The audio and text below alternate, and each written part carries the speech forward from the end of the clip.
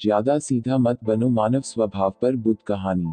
एक बार एक व्यक्ति बौद्ध भिक्षु के पास आता है और कहता है, मास्टर, मैं एक बहुत ही सीधा और अच्छा व्यक्ति हूँ। इतना सीधा ही आपने आज से पहले ही मुझसे सीधा व्यक्ति देखा होगा।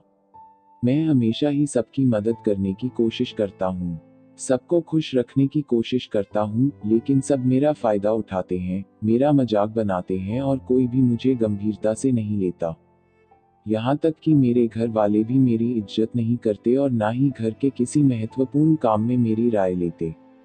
जबकि अपने दोनों भाइयों की तुलना में मैं सबसे ज्यादा काम भी करता हूँ, घर वालों की बात भी मानता हूँ, माँ बाप की सेवा भी करता हूँ और घर के सभी लोगों को खुश रखने की कोशिश करता हूँ। लेकिन मेरी भावनाओं को कोई भी नहीं समझता, सब मेरा फायदा उठाते हैं। आखिर मेरे साथ ही ऐसा क्यों होता है? व्यक्ति की पूरी बात ध्यान से सुनने के बाद बौद्ध भिक्षु बोली, किसने कहा कि तुम एक सीधे और अच्छे व्यक्ति हो?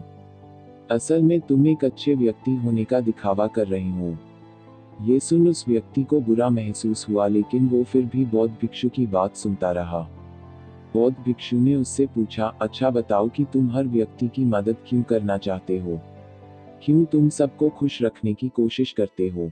व्यक्ति ने कहा, ताकि सामने वाला मुझे भी खुश रखे, मेरी बात मानी, मेरी इज्जत करे, मेरी भावनाओं को समझे और मुझे एक अच्छा इंसान माने।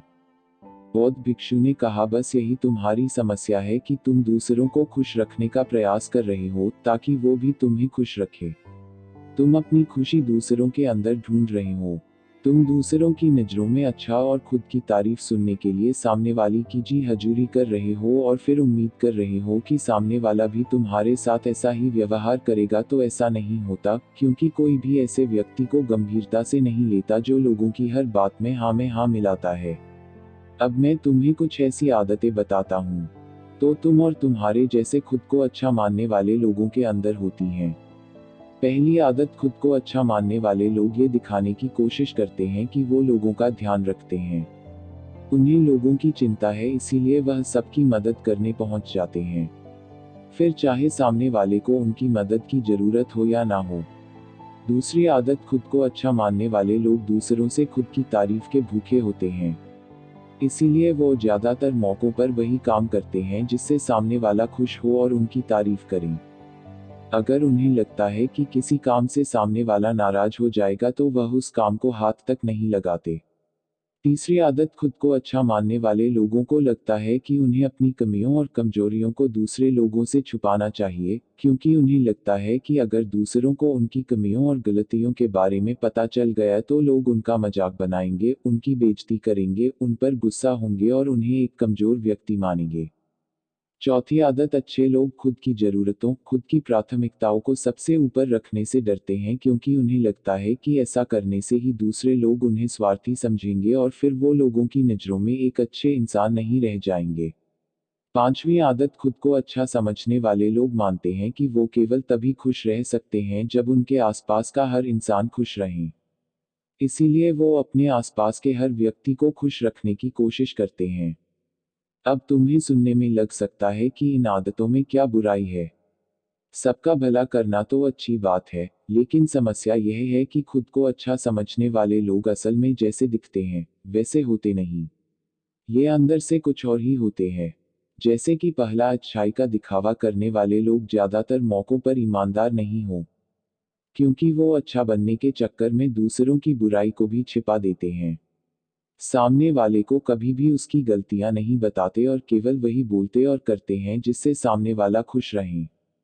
दूसरा, खुद को अच्छा समझने वाले लोग दूसरों को खुश करने के पीछे इतने पागल होते हैं कि वो कई बार जरूरी और दूसरों के लिए महत्वपूर्ण बातों और कामों को भी उनसे छिपाकर रखते हैं और उन्हें बताते नहीं ताकि सामने वाला उनसे खुश रहे। तीसरा, अच्छे लोग अपनी जरूरतों और कामों को महत्व नहीं देते, इसीलिए ये दूसरों से सीधे अपना काम करवाने से घबराते हैं, जिसकी वजह से ये दूसरे लोगों के साथ चालाकी करने की कोशिश करते हैं, अपने जरूरी कामों को करवाने के लिए भी, जैसे कि सामने वाले की चापलूसी करना या फिर उसके किसी काम के बहाने अपना काम भी कर लेना। चौथा, खुद को अच्छा मानने वाले लोग केवल पानी की उम्मीद से ही कुछ देते हैं। यह इस बात का दिखावा तो करते हैं कि यह लोगों की मदद करना चाहते हैं, लेकिन यह मदद सिर्फ इसीलिए करते हैं ताकि सामने वाला उनकी तारीफ करें, इन्हें अच्छा इंसान समझे और जरूरत पड़ने पर इनकी भी मदद करें। लेकिन अगर इन्हें मदद के बदले मदद नहीं मिलती तो ये गुस्सा हो जाते हैं, सामने वाले से अंदर ही अंदर नफरत करने लगते हैं और उससे बदला लेने का मौका ढूंढने लगते हैं। पांचवा, खुद को अच्छा दिखाने वाले लोग दूसरों को ना नहीं बोल पाते, उन्हें मना नहीं कर पाते और दूसरों के काम करने के चक्कर में ये अपने और अपने परिवार के जरूरी कामों को भी पूरा नहीं कर पाते।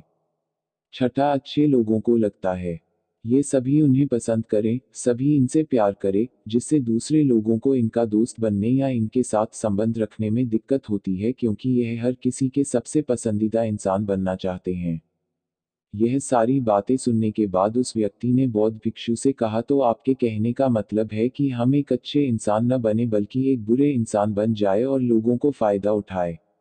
बौद्ध भिक्षु ने कहा, नहीं, मैं तुम्हें बुरा इंसान बनने के लिए नहीं कह रहा, लेकिन हाँ, तुम्हें बहुत सीधा इंसान भी नहीं बनना। अब मैं तुम्हें बताता हूँ कि एक व्यक्ति को कैसा इंसान बनने का प्रयास करना चाहिए।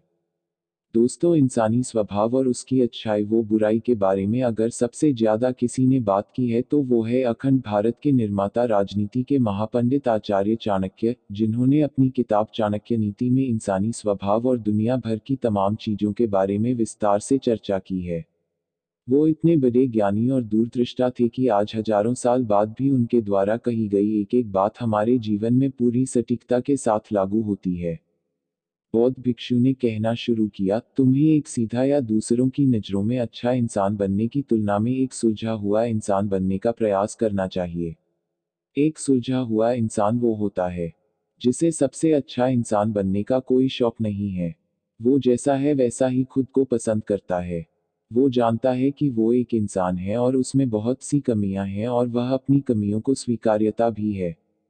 एक सुलझा हुआ इंसान ये भी अच्छे से जानता है कि उसकी और उसके परिवार की कुछ महत्वपूर्ण जरूरतें हैं, जिन्हें उसे ऊपर रखना होगा, वरना उसके साथ साथ उसके परिवार का जीवन भी परेशानियों में पड़ जाएगा।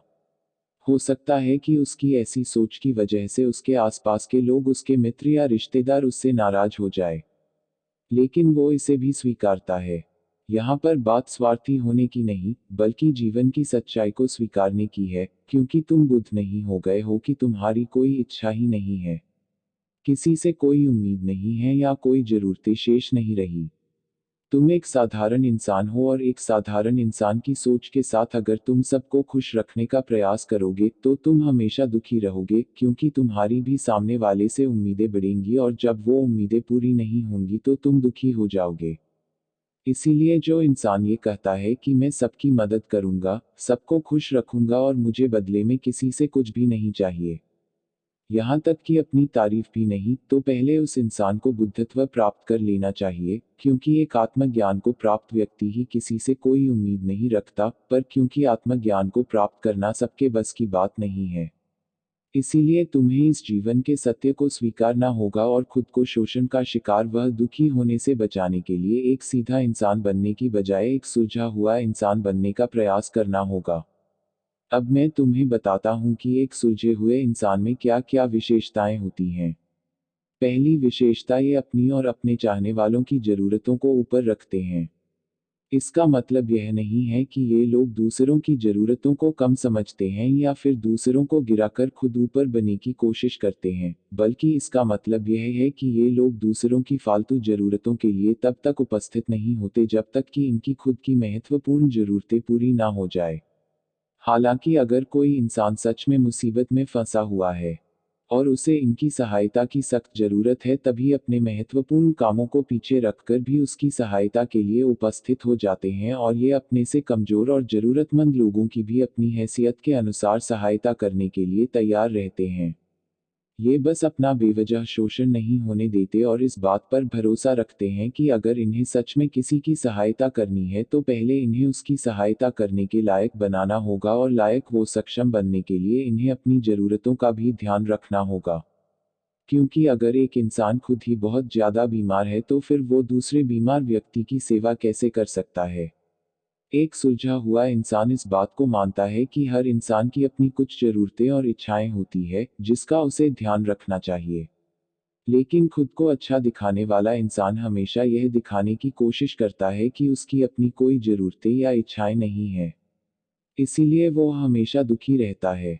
दूसरी विशेषता, एक सुलझा हुआ इंसान इस बात को अच्छे से जानता है कि वो अपने आसपास के हर इंसान को कुछ नहीं रख सकता।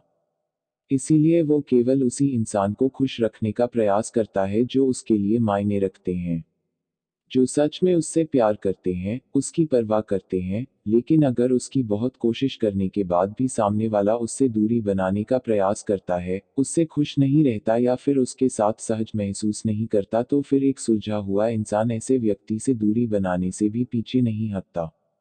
फिर चाहे वो उसका कोई परिवारजन, सगा संबंधी या फिर मित्र क्यों ना हो, क्योंकि वो किसी की जबरदस्ती नहीं कर सकता।